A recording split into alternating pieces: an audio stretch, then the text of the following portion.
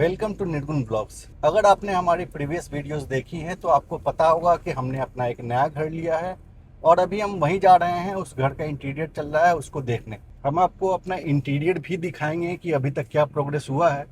लेकिन उससे पहले जब तक हम वहाँ पहुँचे तो हमने सोचा कि हम अपना जो एक्सपीरियंस रहा है हमारा जो अब तक का, हमने नोएडा में ढेरों लगभग सारे मेजर प्रोजेक्ट्स हमने देखे हैं। तो हमारा जो अब तक का एक्सपीरियंस रहा है हमने सोचा कि वो आपके साथ शेयर करें। घर खरीदना एक बहुत बड़े पैसे का और बहुत बड़ा डिसीजन होता है और उसमें काफ़ी पैसे इन्वॉल्व होते हैं। अगर आप कोई 2 करोड़ रुपए का फ्लैट खरीद रहे हैं और आप कोई गलत डिसीजन लेके अगर 1% भी एक्स्ट्रा पे करते हैं तो आप 2 लाख रुपए एक्स्ट्रा पे कर देते हैं। और अगर आप सही डिसीजन लेकर 1% भी सेव करते हैं तो आप 2 लाख रुपए सेव कर लेते हैं। तो इस वीडियो में हम कुछ ऐसी चीज़ें ही डिस्कस करेंगे कि हमें ब्रोकर लेना चाहिए नहीं लेना चाहिए, अगर ब्रोकर के थ्रू हम जा रहे हैं तो हमें किन किन चीज़ों से बचना चाहिए, किस तरह के प्रॉपर्टी लेने चाहिए, under construction, ready to move या न्यू लॉन्च होते हैं बहुत सारे जिसमें ईओआई आपसे मांगा जाता है कि आपको कम रेट पे ईओआई आप पहले एक चेक जमा कर दो और आपको कम रेट में आपको मिल जाएगा, और जब लॉन्च होगी प्रॉपर्टी तो वही प्रॉपर्टी महंगा हो जाएगा। तो कई सारे डिसीजन होते हैं जो कि हमें लेने होते हैं जब हम एक घर या एक फ्लैट खरीदने की सोच रहे होते हैं। तो प्लॉट लें या फ्लैट लें, बहुत सारी तरह की डिसीजन होती हैं। लेकिन इस वीडियो में हम कुछ चीज़ें जो लेकिन इस वीडियो में हम जितनी चीज़ें हो सकेंगी उतना हम डिस्कस करेंगे। उसके बाद अगर आपको कुछ और पूछना होगा तो आप हमसे कमेंट करके पूछ सकते हैं, हम एक और डिफरेंट वीडियो बना लेंगे। तो सबसे पहले तो हम आपको ये बता दें कि हमने ढेरों सोसाइटी देखी। कुछ सोसाइटियों के अगर नाम मैं बताऊं जो हमने देखा, तो सबसे पहले हमने देखना स्टार्ट किया था वो था NH24 गाज़ियाबाद और वेब सिटी की तरफ। और वहाँ हमने देखा था, सबसे पहला जो हमने सोसाइटी देखा था वो था ATS का, ATS फ्लोरल पाथ पे, जो कि एकदम से NH24 पे ही है। फिर हम लोग वेब सिटी के अंदर में एक SK डिवाइन है। उसके अलावा हमने VIP नमा देखा। फिर हम वहीं पे उसी समय लॉन्च हुआ था प्रेस्टीज सिटी, हमने प्रेस्टीज सिटी भी देखा। और फिर हमने उस एरिया में फिर डिसाइड किया कि हम फ्लैट नहीं लेंगे। वीआईपी नमा जो है हमें काफी पसंद आया था वैसे। हाँ, तो VIP नमा हमें काफ़ी पसंद आया था। और ATS फ्लोरल पाथवे भी ठीक था। और प्रेस्टीज तो प्रेस्टीज ही हैं। लेकिन ये सारे प्रोजेक्ट्स हमने रिजेक्ट किए, अलग अलग रीजंस थे इसके। मेन इश्यू तो वहाँ फैक्ट्रीज थी, इस कारण से। हाँ, तो फ्लोरल पाथवे जो हमने मेनली, और या फिर पूरा वो एरिया हमने इसलिए रिजेक्ट किया क्योंकि वहाँ पे बहुत हेवी मेटल इंडस्ट्रीज़ हैं, बहुत सारे हेवी इंडस्ट्रीज़ हैं जिसके कि बहुत ज़्यादा टॉक्सिक स्मॉग जो है, बहुत ज़्यादा टॉक्सिक धुआं जो है वहाँ पे पूरे सराउंडिंग में होता है। ये हमारा सबसे बड़ा रीज़न था कि हमने उस एरिया को पूरा ही अवॉइड किया। उसके बाद फिर हम ग्रेटर नोएडा में पूर्वांचल रॉयल सिटी, जिसको कि हमने न जाने 6-7 बार विजिट किया होगा और हमने ऑलमोस्ट फाइनल कर दिया था। उसके अलावा आपका ATS का पैराडीसो एक पुराना प्रोजेक्ट है, आपका ATS का रेप्सोडी, ATS का एक सेक्टर 150 में ATS प्रिस्टीन, ATS पाइस हाइडवेज। फिर SK का एक डेस्टिनी बन करके नया प्रोजेक्ट बन रहा है। उसके अलावा फिर हम ग्रेटर नोएडा गए, ग्रेटर नोएडा में SK दिव्या और ATS का डेस्टिनायर जो कि बन रहा है, फर्स्ट फेज ऑलमोस्ट डिलीवरी पर रेडी है। उसके अलावा Arihant one, Ace Divino, Trident Reso, और इस तरह से बहुत सारे हमने सोसाइटीज़ देखे। निडाला स्टेट, निडाला ट्रायो, और बहुत सारे हमने प्रोजेक्ट देखे। तो हमने इतना सब कुछ जब एक्सप्लोर किया और उसके बाद फाइनली डिसाइड किया कि ATS PR में हमने, जो कि ATS पिक्चर्स की सेक्टर 152 में है, उसको हमने फाइनलाइज किया। तो उसके फाइनलाइज करने के प्रोज एंड कॉन्स हम किसी और वीडियो में डिस्कस कर लेंगे। लेकिन आज की वीडियो में जो हम बताना चाहते हैं कि इतना एक्सप्लोर करने के बाद हमने क्या सीखा। सबसे पहली चीज़, ब्रोकर्स के बारे में। जितना हो सके आप ब्रोकर्स को अवॉइड कीजिए। अगर कोई नया प्रोजेक्ट है जिसमें आपको बिल्कुल फ्रेश फ्लैट मिलने वाला है और आपके बिल्डर से ही डील होने वाली है, तो उसमें आपको अगर कोई ब्रोकर मिलता है जो कि कहता है चलो सर मैं आपको इस प्रोजेक्ट में दिखा देता हूँ, वहाँ एकदम न्यूली बिल्ड प्रोजेक्ट है और मैं बिल्डर से वहाँ कम में दिला दूंगा, तो आपको उस केस में उस ब्रोकर को बोलना है नहीं भाई रहने दो, हम वहाँ देख चुके हैं, या आप कुछ भी बहाना करके उसको आप मना कर दो। क्योंकि होता ये है कि जब कोई ब्रोकर बिल्डर के पास लेके जाता है आपको, तो ब्रोकर का 1% कमीशन होता है। इसका मतलब कि अगर कोई ब्रोकर लेके गया किसी बिल्डर के पास और बिल्डर से आपको फ्रेश फ्लैट दिलाया, ब्रोकर कोई कमीशन आपसे उस केस में नहीं लेगा, क्योंकि ब्रोकर को चाहिए भी नहीं, ब्रोकर वो डायरेक्ट बिल्डर से लेता है उस केस में। लेकिन चूंकि आप उस ब्रोकर के थ्रू उस बिल्डर के पास गए हैं, तो आपको बिल्डर जो है वो 1% जो 2 लाख रुपए दे रहा है ब्रोकर को, वही चीज अगर आप बिल्डर से डायरेक्टली बात करते हैं तो बिल्डर आपको 2 लाख रुपए का एक्स्ट्रा डिस्काउंट दे सकता है, क्योंकि बिल्डर को तो 2 लाख रुपए देने ही है, चाहे वो ब्रोकर को दे या फिर आपको दे। और ऐसा हमारा एक्सपीरियंस भी हुआ। हम एक प्रोजेक्ट में गए थे, हम प्रोजेक्ट का नाम तो नहीं लेंगे, लेकिन वहाँ पे हमें एक ब्रोकर लेके गया था। और ब्रोकर जब वहाँ लेके गया, ब्रोकर वहाँ बैठ गया, फिर उसके बाद जो बिल्डर की जो भी सेल्स वाले ऑफिस थी, वहाँ पे बिल्डर के लोग जो हैं वो हमें दिखाने के लिए लेके गए। फिर वहाँ पे जब रेट की डिस्कशन होने लगी कि क्या फाइनल रेट पड़ेगा, तो उसने एक रेट कोट किया, बोला इससे कम तो हो ही नहीं पाएगा। उसके बाद फिर जब थोड़ा सा मेरी वाइफ और जो ब्रोकर है बाहर निकला, तो मैं उस सेल्स वाले से पूछा कि आप क्या एकदम यही फाइनल है, क्योंकि हमारा इससे थोड़ा कम का बजट है। तो बोला कि सर अगर आप अकेले आए होते तो आपको हम और कर देते, लेकिन अभी आप ब्रोकर को आए हो तो हम ब्रोकर को दें या आपको दें। तो अगर आप ब्रोकर के बिना आओ, या तो एक काम करो आप, इसको ब्रोकर को आप बोल दो कि हमें नहीं लेना, और बाद में फिर आप आओ अलग से, तो हम आपको और डिस्काउंट दे देंगे। तो इसका मतलब ये है कि ब्रोकर्स जो है आपको जितना हो सके उतना अवॉइड करना चाहिए। नए प्रोजेक्ट्स में तो बिल्कुल आपको लेना ही नहीं चाहिए। दूसरा कि प्रोजेक्ट जो है आप रीसेल में खरीद रहे हैं, नया हो या पुराना हो, आप जो प्रॉपर्टी है वो रीसेल में खरीद रहे हैं। उस केस में जैसे हमने अपना जो प्रॉपर्टी है, जो हमारा फ्लैट है, वो भी हमने रीसेल में लिया। वो पहले छत्तीसगढ़ के कोई ओनर थे, उनका था, और वो यहाँ से छत्तीसगढ़ परमानेंटली मूव कर गए थे, तो वो अपना फ्लैट बेच रहे थे। उस केस में आपको क्या करना चाहिए, उस केस में भी आपको ब्रोकर अवॉइड करना चाहिए। सबसे पहले तो आप 99 एकड़, नो ब्रोकरहुड, मैजिक ब्रिक, इन पे आप सर्च कीजिए उसी सोसाइटी का, जो भी सोसाइटी आपको पसंद आ रही है। आप जब वहाँ सर्च करते हैं तो आप वहाँ फिल्टर लगा दीजिए ओनर का, ब्रोकर्स वाले सारे फिल्टर आउट कर दीजिए, और फिर आप एक एक ओनर से आप डायरेक्टली बात कीजिए। तो जैसे हमने अपने सोसाइटी में 3 लोगों से बात किया जो कि ओनर थे। 3 में से एक ने तो उतना इंटरेस्ट नहीं दिखाया, 2 बेचने को काफ़ी इंटरेस्टेड था। फिर हमें जिसका लेआउट पसंद आया, जो फ्लोर पसंद आया, हमने उनको फाइनल किया। अब अल्टीमेटली बात आती है लास्ट में पेपर वर्क वगैरह कौन करवाएगा, तो उसके लिए आप अलग से किसी को हायर कर लो, उसको 50,000 रुपया दो किसी ब्रोकर को या फिर किसी लॉयर को, वो आपका काम सारा करवा देगा। तो जो आप 2 करोड़ का प्रोजेक्ट में 2 लाख देने वाले हो, वो आप 25 से 50,000 रुपया किसी को थर्ड पार्टी को दे के आप पेपर वर्क वगैरह सारा करवा सकते हो। अब आता है कि आप मान लो जिस सोसाइटी में ढूंढ रहे हो, उस सोसाइटी में आपको कोई ऑनलाइन सर्च करने पे 99 एकर्स या मैजिक ब्रिक या नो ब्रोकरहुड पर आपको डायरेक्ट फ्लैट नहीं मिल रहा है, कि हमें कोई वहाँ फ्लैट ही नहीं मिल रहा है जो कि ओनर ने पोस्ट किया हुआ है, या फिर अगर ओनर ने पोस्ट किया हुआ है तो एकदम टॉप फ्लोर किया हुआ है, या ऐसा फ्लोर किया हुआ है, ऐसा फेसिंग किया हुआ है जो आपको नहीं चाहिए। उस केस में आपको मजबूरी में ब्रोकर के पास जाना ही पड़ता है, और ब्रोकर आपको वहाँ पे डील दिला देता है। उसमें भी ब्रोकर में आपके 2 तरह के ब्रोकर होते हैं। पहला ब्रोकर ऐसा होता है जो कि आपको फ्लैट दिलाएगा, वो खुद ही डायरेक्ट उसके पास फ्लैट होता है, वो आपको ओनर से बात कराएगा, आपसे बात कराएगा, वो 1% ओनर से लेगा, 1% आपसे लेगा, और फिर वो डील कराएगा। उस ब्रोकर में तो कोई दिक्कत नहीं है, आप बिल्कुल ले सकते हैं। दूसरा ब्रोकर होता है जिसके पास खुद का कोई प्रॉपर्टी नहीं होता। वो क्या करता है कि किसी और ब्रोकर से बात करता है, ब्रोकर किसी थर्ड ब्रोकर से बात करता है, और उससे वो आपको फ्लैट दिलवाता है। उस केस में क्या होता है कि उनका ऐसा होता है कि जो पार्टी लेके आ रहा है, मतलब आप बायर हैं, तो आपसे जिस आपको जो लेके गया वो ब्रोकर 1% रखेगा, और जो ब्रोकर के पास बायर है, जो एक्चुअल में उसका जिसके पास चाबी वाबी है उस घर का, उस फ्लैट का, वो जो ब्रोकर है वो 1% लेता है। तो दोनों ब्रोकर आपस में 1-1% बांटते हैं। लेकिन इस केस में क्या होता है कि जिसके पास एक्चुअली फ्लैट है वो थोड़ा रिलक्टेंट होता है, वो सोचता है कि मैं किसी थर्ड पार्टी के थ्रू जो बेच रहा हूँ तो मुझे सिर्फ 1% मिल रहा है, मैं अगर डायरेक्टली पार्टी खोजूंगा तो मुझे 2% मिलेगा।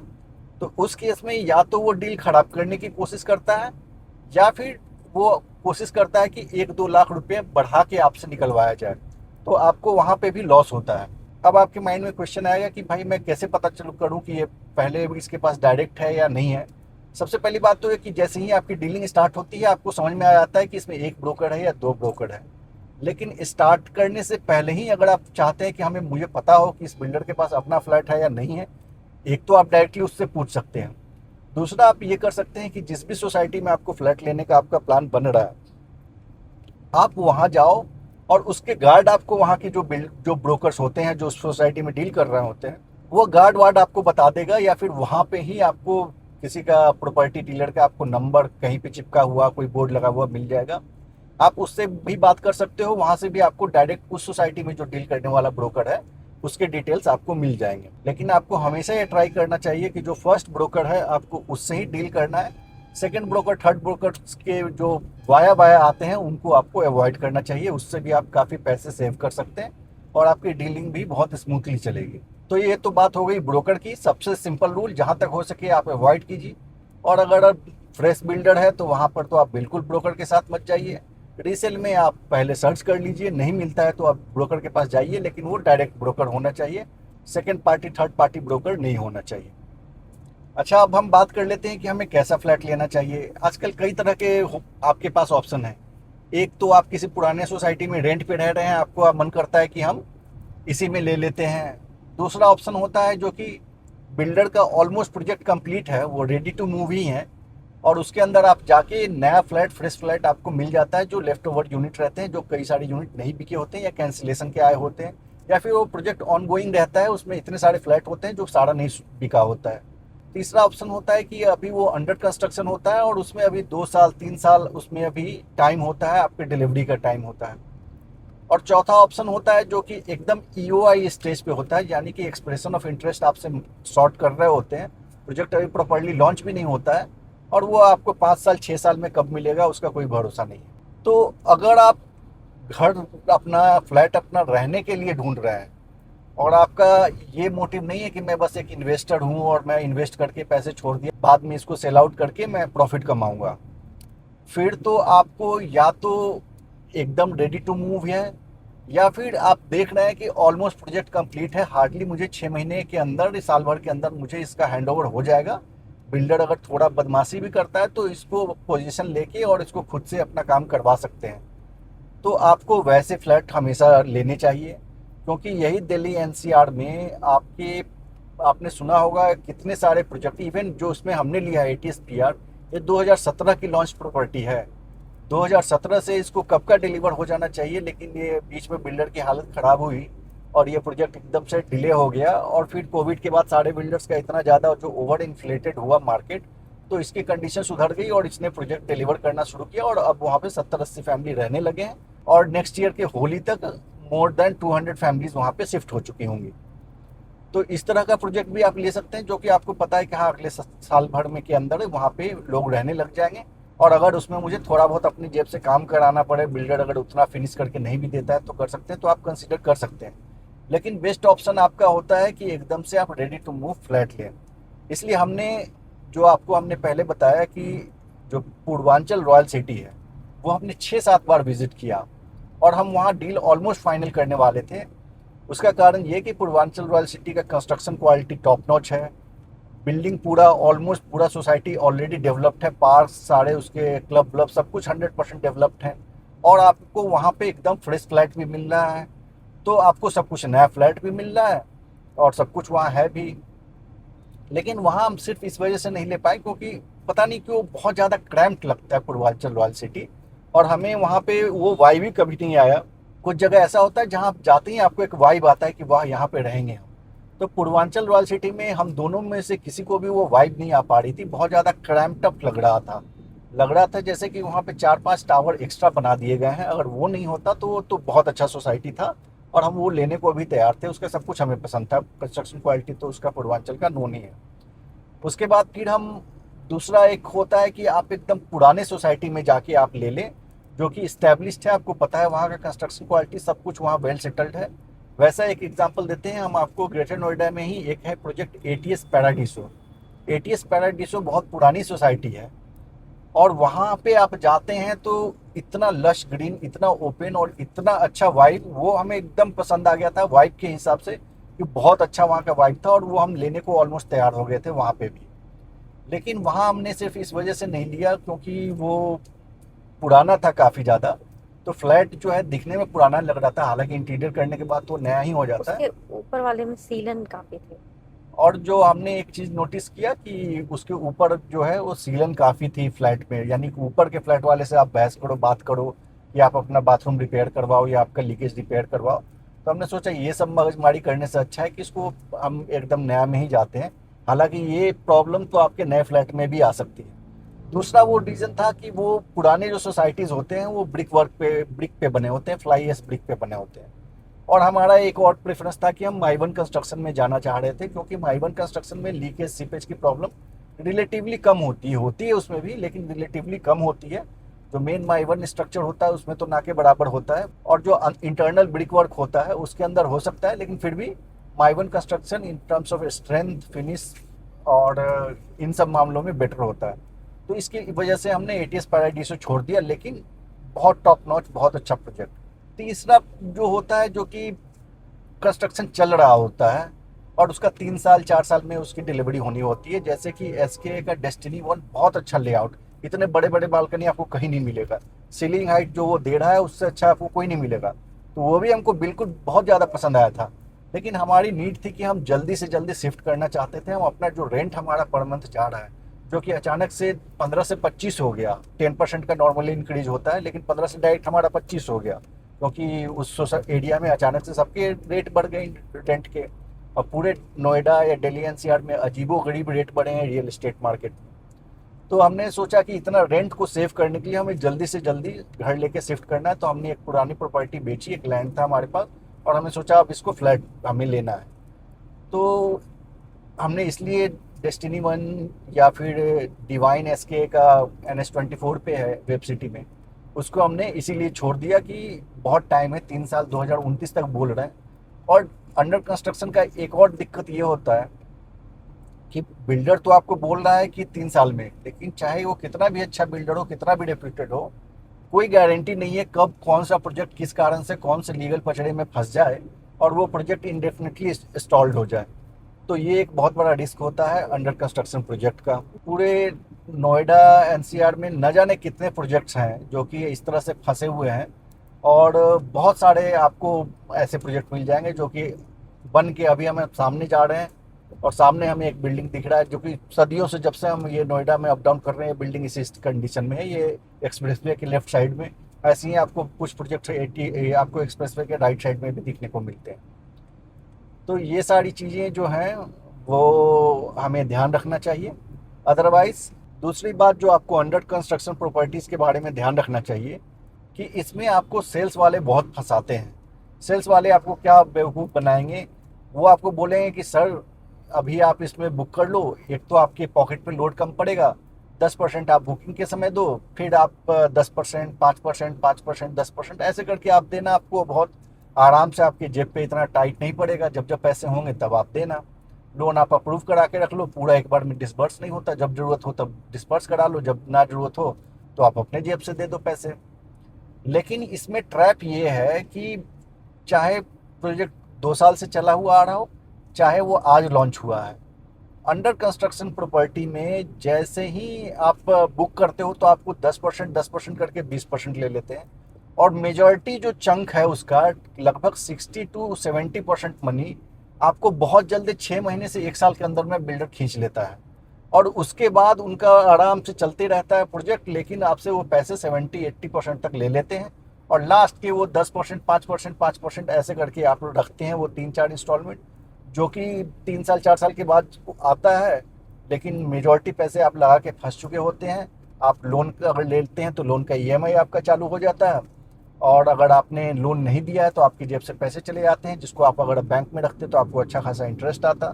और आपने उस बिल्डर को दे दिया, ना आपके पास फ्लैट है ना कुछ है, आपने बस वेट कर रहे हैं कि आपको आज मिलेगा प्रॉपर्टी, कल मिलेगा। जबकि कोई भी बिल्डर डेडलाइन से, बहुत कम ही प्रोजेक्ट होते हैं जो डेडलाइन से पहले फिनिश होता है, ज़्यादातर तो आपको 6 महीने से लेके लगभग 2 साल 3 साल तक डिले ही कर देते हैं।